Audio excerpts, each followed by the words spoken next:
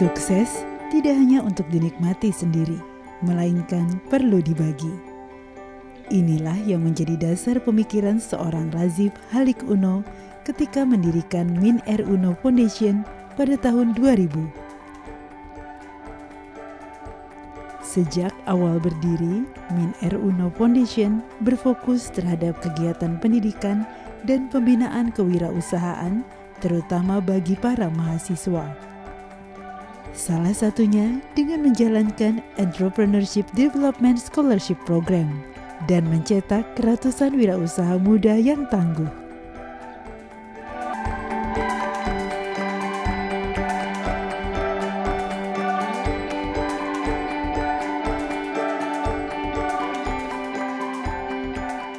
Tahun 2000 waktu itu Pak Heng mendirikan yayasan ini untuk mendorong lahirnya banyak generasi wirausahawan, katakanlah begitu. Tapi justru nama yayasan ini menggunakan nama Ibu. Nah, ya memang ini mungkin suatu hikmah ya. Okay. Saya bilang sama Pak Uno, kok pakai nama saya.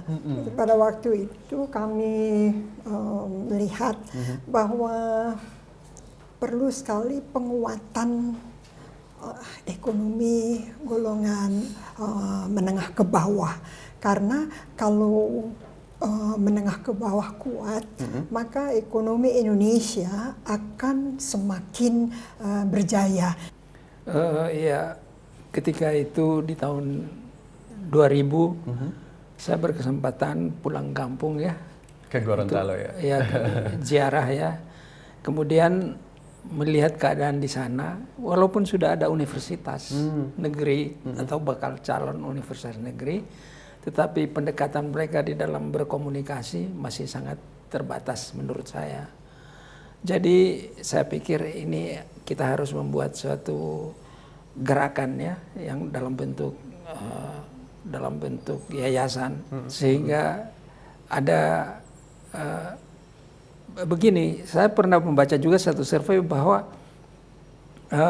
banyak anak muda kita itu yang menganggur itu disebabkan karena pengetahuan mereka itu pas-pasan, kalau dikasih angka itu di sekitar 5-6. Jadi atas dasar itu juga kita berpikir bahwa yayasan kita ini sebaiknya diarahkan ke pendidikan, meningkatkan kemampuan anak muda.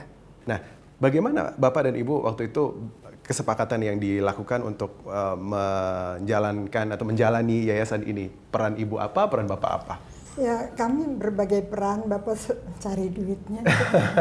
Begitu ya? Saya menjalankan yayasannya karena kami melihat bahwa pendidikan adalah utama.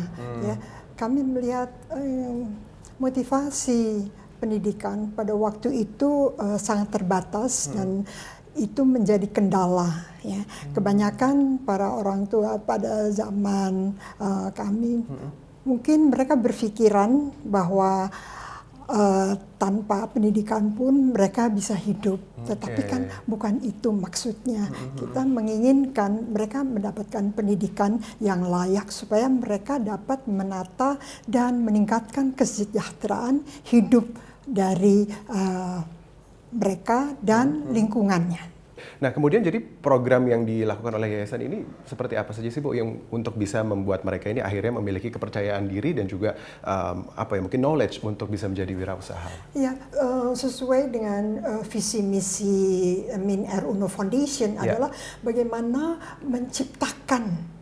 menciptakan wirausaha muda mandiri melalui pendidikan kewirausahaan. Dulu kami hanya memberikan beasiswa kepada anak-anak mahasiswa. Kemudian Pak Uno melihat bagaimana ya waktu itu ceritanya kok sampai kami berpikiran berbeda.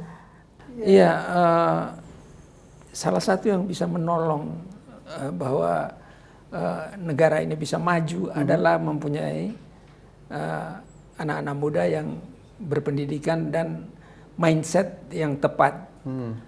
Mindset untuk menjadi pengusaha itu adalah satu mindset yang baik, karena seorang pengusaha itu bisa memberikan pekerjaan yang banyak kepada orang.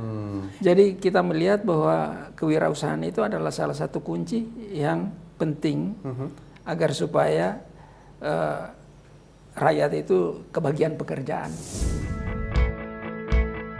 Jadi ENDFA itu singkatannya Entrepreneur Development Scholarship for Youth. Jadi memang ini adalah program pendampingan kewirausahaan yang diberikan kepada mahasiswa-mahasiswa yang sekarang ini fokusnya masih ada di 4 kota. Walaupun di sini kita mau ngembangin mereka dari segi kewirausahaan ya, tapi di sini juga kita mau ngembangin mereka gimana sih caranya punya entrepreneurial mindset dan karakter. Jadi nilai-nilainya itu yang pertama harus bermanfaat ya. Mereka harus jadi entrepreneur yang bermanfaat. Dalam artian ketika mereka melakukan bisnis, karena visi Maruf ini sendiri adalah memperbanyak impact, memperluas impact. Yang kedua, perseverance, kayak mereka harus tangguh. Dan yang terakhir juga harus hardworking sih, jadi harus bekerja keras. Mungkin dalam mendirikan atau juga menjalani program-program dari yayasan ini tentu tidak mudah, pasti ada tantangan-tantangan.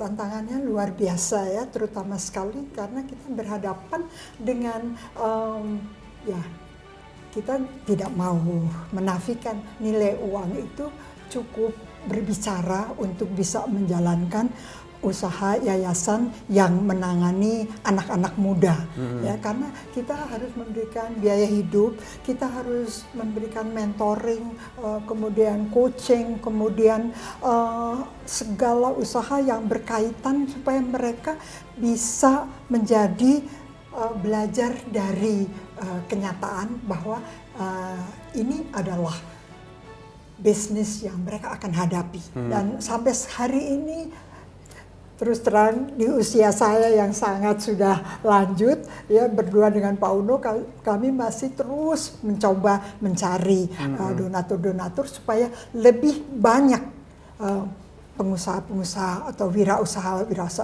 muda yang bisa kami didik untuk menjadi penguatan ekonomi golongan menengah ke bawah.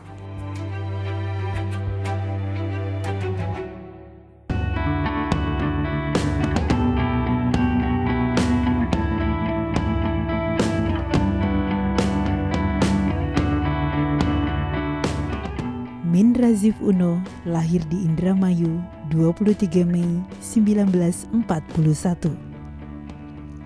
Ia menempuh jurusan administrasi pendidikan di IKIP Negeri Bandung dan berhasil meraih gelar sarjana di tahun 1965.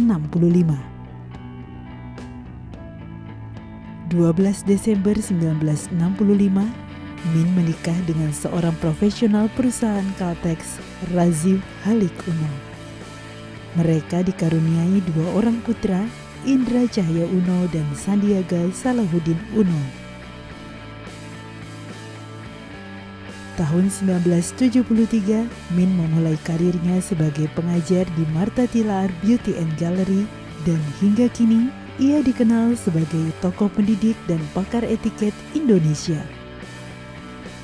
Meski tonggak kepemimpinan telah diestafetkan kepada anak-anak mereka, namun pasangan suami istri ini tak lelah menyumbang ide dan dukungan untuk kemajuan dunia wirausaha di Indonesia. Apa yang mendorong Ibu untuk tetap menjalani ini semua? Ya, itu semua sesuatu yang sebetulnya tumbuh di dalam diri kita ya.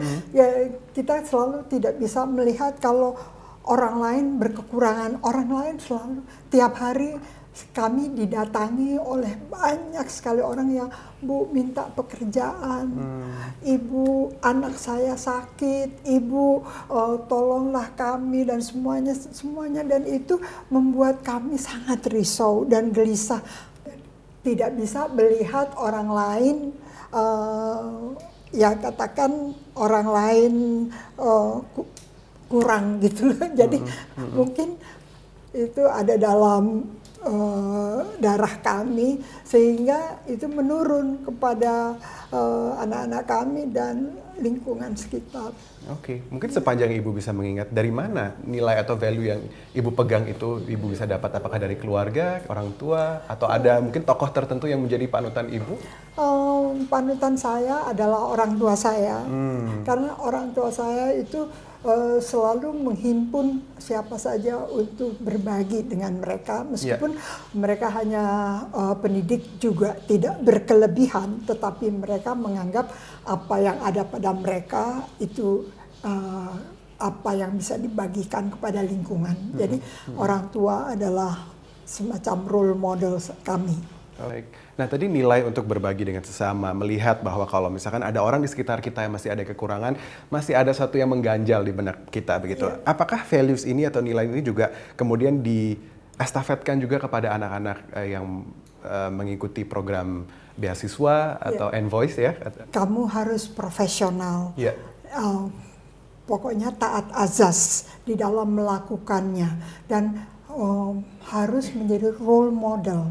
Dan di dalam role model itu adalah yang paling penting adalah faktor kejujuran, faktor integritas. Sangat penting adalah faktor kesabaran, karena tidak semua orang sepandai kalian. Kemudian faktor yang sangat utama yang sangat saya tekankan adalah pengorbanan. Jadi makanya mereka setelah mereka selesai dari program kami, mereka akan mementori atau kemudian menjadi senior dari anak-anak di bawah mereka. Jadi mereka harus berbagi ilmu, berbagi semua. Jadi kita melalui program alumni, kita menjadikan mereka menjadi penguatan dari program-program yang kami ingin bagi kepada semua lapisan masyarakat. Dan program kami itu boleh ditiru oleh semuanya. Jadi banyak yang datang ke sini ingin meniru. Dan kalau orang lain kan biasanya kalau meniru harus pakai franchise. Nah kalau kami silahkan. Kenapa seperti itu sistemnya? Iya, karena kami nggak mungkin sendiri untuk bisa membuat orang lain menjadi sejahtera. Nah, pandangan Ibu atau Bapak juga mungkin terhadap social entrepreneur seperti apa?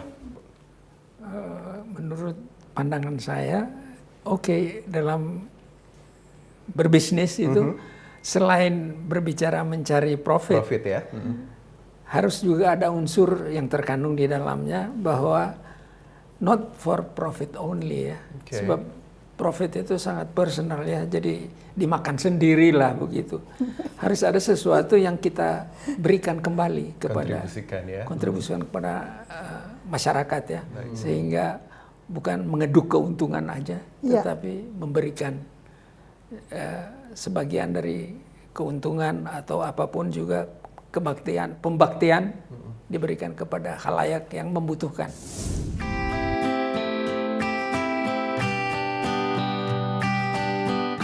Jadi Murphy & Voice sampai saat ini udah berjalan 9 tahun, jadi sejak tahun 2008 ya.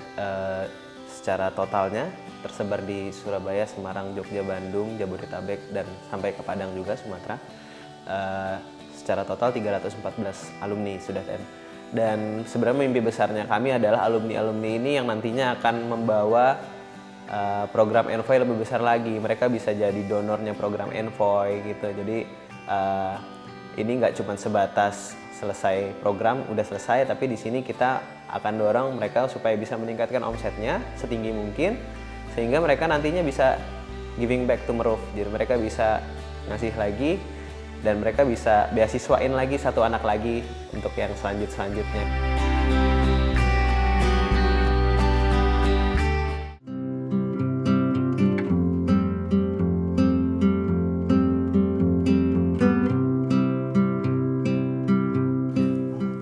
Wah ini sepertinya di sini tersimpan hasil karya dari mahasiswa-mahasiswa yang pernah ikut development program Ibu ya, para Envoice itu ya, yang sekarang jadi wirausahawan.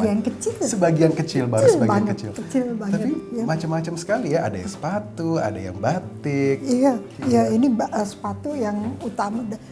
Ini Mas Indra. Halo. Sekarang ini. Dito. Yang meneruskan. Oh, Mas Indra. Jadi yang sekarang lebih banyak involve langsung. Ya. Ini salah satu kebanggaan dari kami. Ini adalah batik batik yang pakai alami, ini pewarnaan alami. Dari indigo gitu ya sepertinya ya. Iya, indigo dan bisa dibuat scarf. Wow, Dan iya. ini yang sudah diekspor. Oh ya? Ya, ke Hong Kong ya Mas ya. Jadi tidak main-main ya hasil karyanya mereka ini bukan hanya sekedar membuat karya tapi memang sebenarnya diakui juga sampai ke luar negeri Dan dia kualitasnya. sudah ikut pameran-pameran di luar negeri. Jadi hebat. kita mendorong mereka untuk mengikuti berbagai kegiatan untuk memasarkan dan supaya mereka juga berhadapan langsung dengan pengusaha-pengusaha lain dan dengan buyers.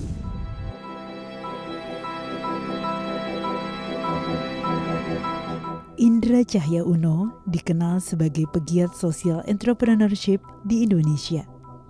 Ia pernah menjadi ketua program One Kecamatan, One Center yang merupakan program pelatihan kewirausahaan Pemprov DKI Jakarta.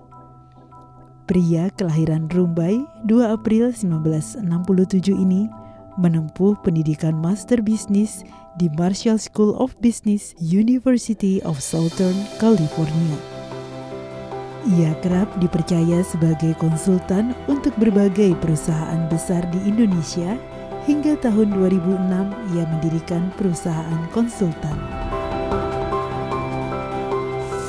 Baik Ibu, sekarang ini yang mengetuai Yayasan MRUF ini adalah Pak Indra ya berarti ya. Betul. Nah, kenapa milihnya keluarga? Ternyata setelah berjalan bukan seperti part time ya, tetapi full time karena ini memerlukan pengawasan yang terus menerus ya. Dan sebetulnya bukan karena keluarga, tetapi karena Mas Indra sudah mengerti benar apa kemauan kita, dan kalau itu diserahkan kepada orang lain, mungkin kita akan mencari sosok yang benar-benar memahami dan bisa menjalankan dengan ini harus ada hati, ya, harus ada ketulusan. Kemudian dengan berbagai karakter itu bukan seperti membuat masakan, ya, tetapi membutuhkan suatu pengorbanan yang cukup dalam.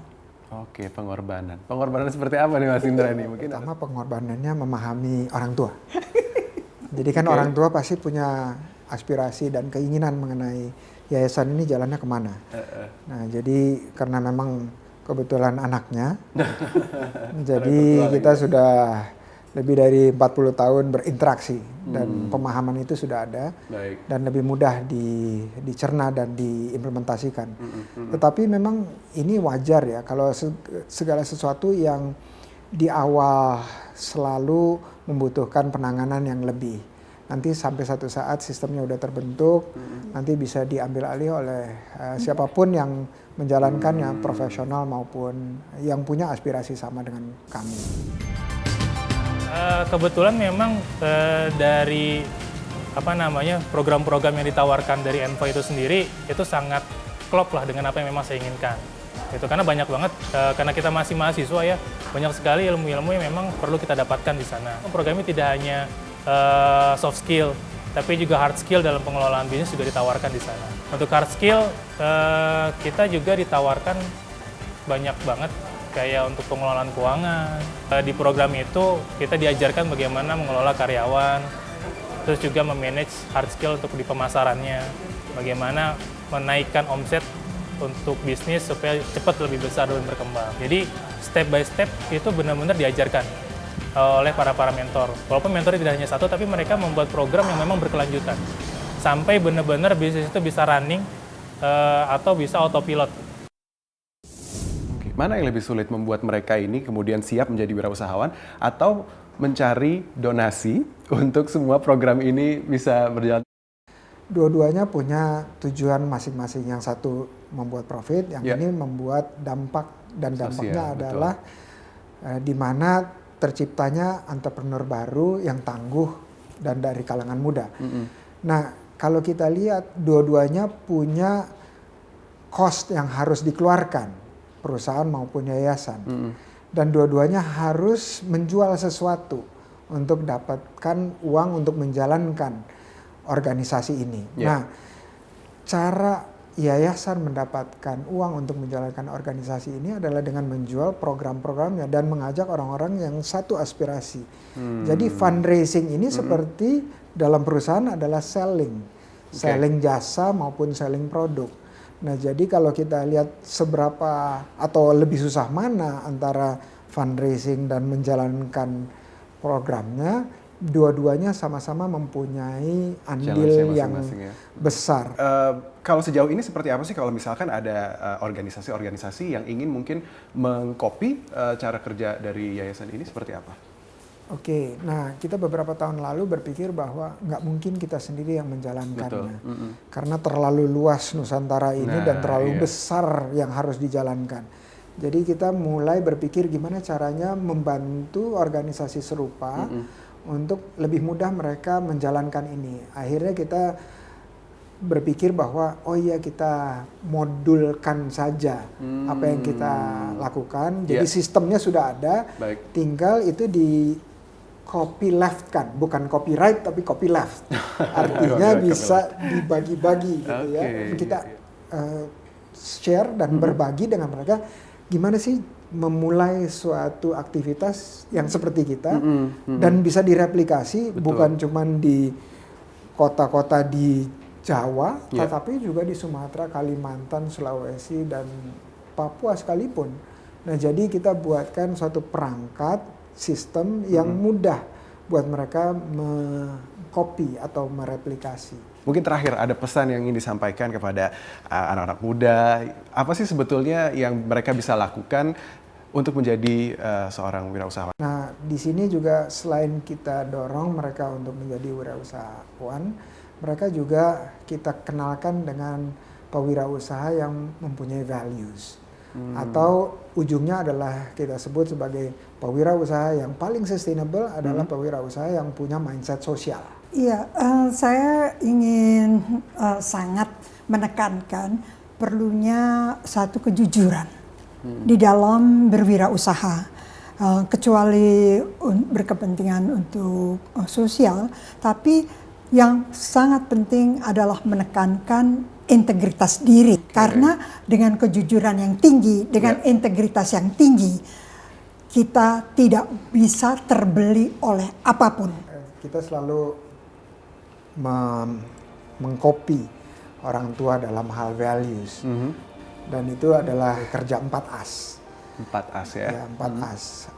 As yang pertama adalah kerja keras. Oke, kerja keras.